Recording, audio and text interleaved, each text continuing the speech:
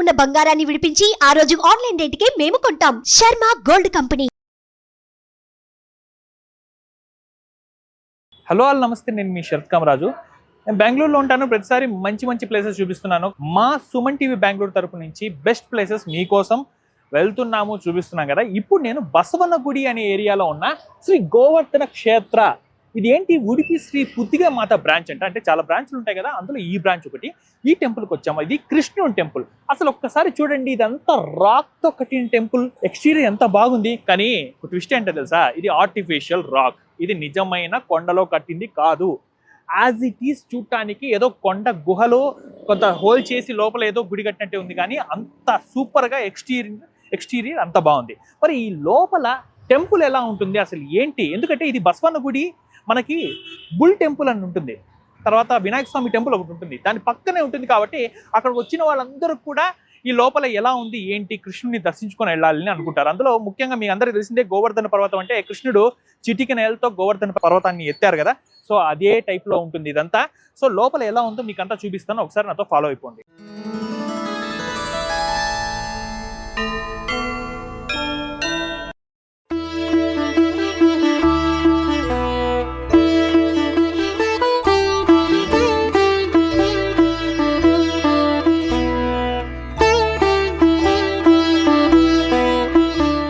So లోపలికి వచ్చేసాం. లోపల ఫస్ట్ బోర్డు ఉందండి. ఇదంతా ఇన్ఫర్మేషన్ చూడండి.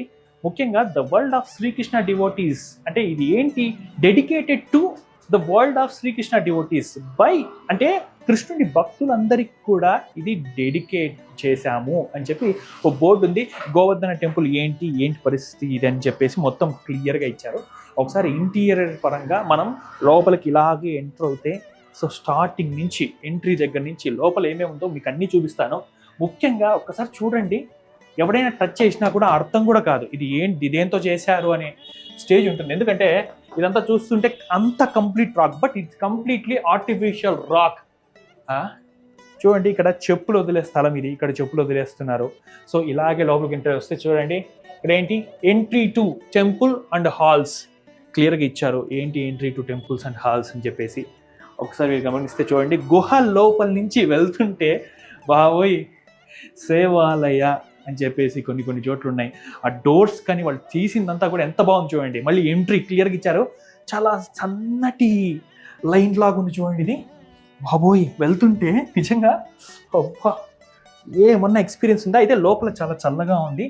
దానికి ముఖ్యమైన పాయింట్ ఏంటంటే, నాకు తెలిసి ఖచ్చితంగా ఇది సెంట్రలైజ్డ్ ఏసీ. సో ఇట్లా రావడం కూడా చూడండి, కృష్ణుడు ముఖ్యంగా. సో అక్కడ క్లియర్గా చిటికి నేలతో గోవర్ధన పర్వతాన్ని ఎత్తారు. ఎంత బాగుంది చూడండి. హరే రామ హరే రామ హరే రామ రామ రామ హరే హరే, హరే కృష్ణ కృష్ణ కృష్ణ హరే హరే. హరే కృష్ణ తలుచుకుంటే మనకి పాపాలన్నీ తొలగిపోతాయి. సో ఇక్కడ చూడండి, కంప్లీట్గా ఇంత క్లియర్గా ఈ ఆర్కిటెక్చర్ కానీ స్ట్రక్చర్స్ కానీ ఆ గుహ లాంటి దాంట్లో ఇంత బాగా వీళ్ళు చేయడం అనేది నిజంగా సూపర్ అనిపిస్తుంది. సెంట్రల్ ఏసీ, కొంత ఏసీ అయితే బాగుంది. ఇక్కడ వసుదేవుడు కనిపిస్తున్నారు, తర్వాత దేవుడు శ్రీకృష్ణుడు అన్ని తలలు కనిపిస్తున్నాయి. ఇలా ఒక్కసారి మీరు గమనించండి, మొత్తం శ్రీకృష్ణుడు నడియాడిన ప్లేసెస్ ఇవన్నీ చేశారు. ఒకసారి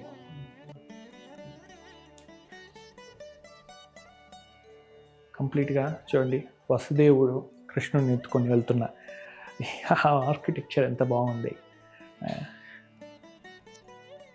తర్వాత ఇక్కడ ఒక రాక్షసుడిని కృష్ణుని చంపేశారు కదా, అలా కృష్ణుని చంపిన ఆ రాక్షసుడిని ఇలా డిజైన్ చేయడం కానీ, ఇక్కడ కూడా చిన్ని కృష్ణుడు వెన్న దొంగ ఉట్టిని దొంగతనం చేస్తున్నట్టు ఇక్కడ చూసారా. ఈ ఆర్కిటెక్చర్ అంతా వాళ్ళకి ఎంత బాగా ఉంది.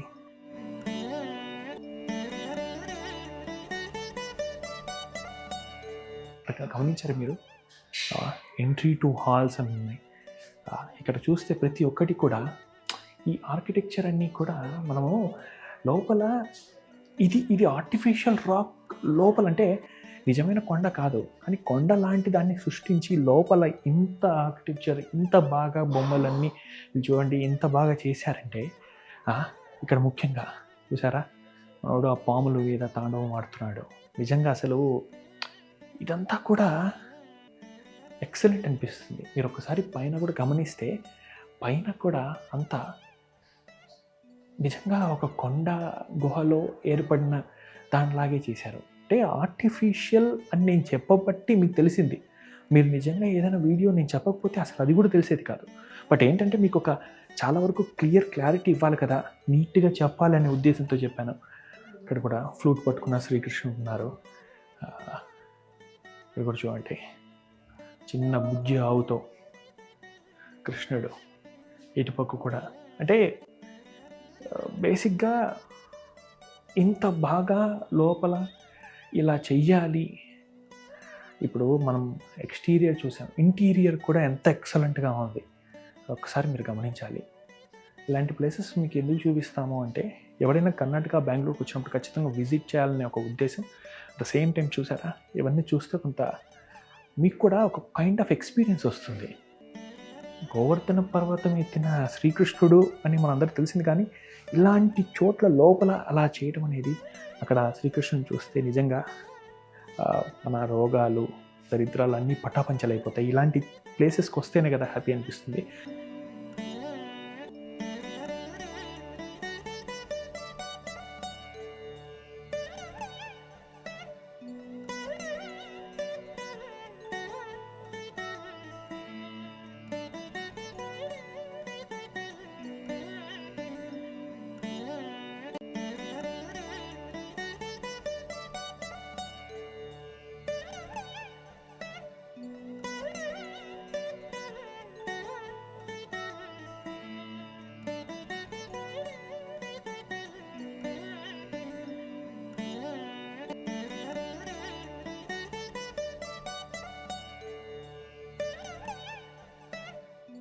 ಇಲ್ಲಿ ಕಮಲ ಮಾರ್ಪಣೆ ಸೇವೆ ಅಂತ.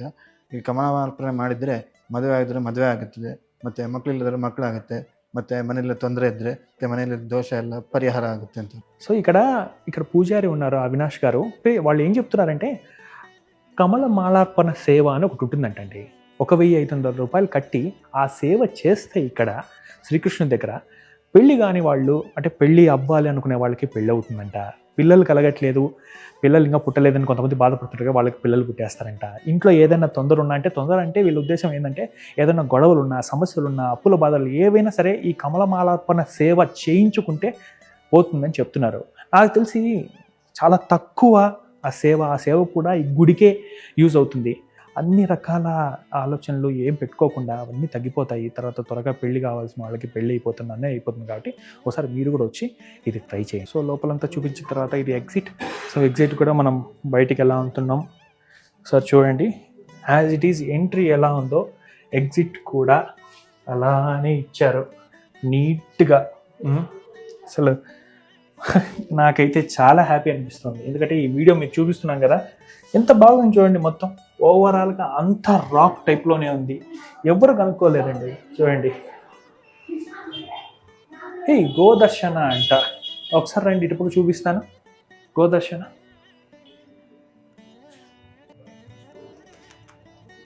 గోమాత.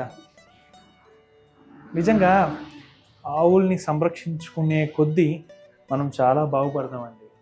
ఇర్రెస్పెక్టివ్ ఆఫ్ క్యాస్ట్, క్రీడ్ ఇవన్నీ పక్కన పెడితే, ఇవి మూగ జంతువులు, సాధు జీవాలు. చూడండి, ఏమి చేయవు పాపం, హ్యాపీగా ఉన్నాయి. వీటికి అక్కడ గడ్డి ఉంది, సో ఆ గడ్డి పెడుతూ హ్యాపీగా ఇచ్చేస్తున్నాను. అందుకనే అందులో శ్రీకృష్ణునికి ఆవులంటే ఎంతో ఇష్టం.